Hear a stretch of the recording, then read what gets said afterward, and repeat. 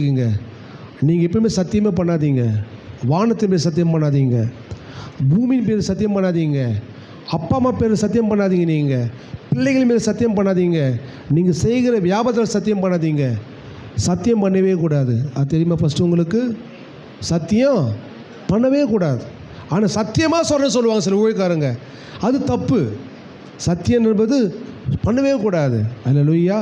உண்மையாக சொல்லுகிற நான் செய்யலை, சத்தியம் என்பது சொல்லவே கூடாது.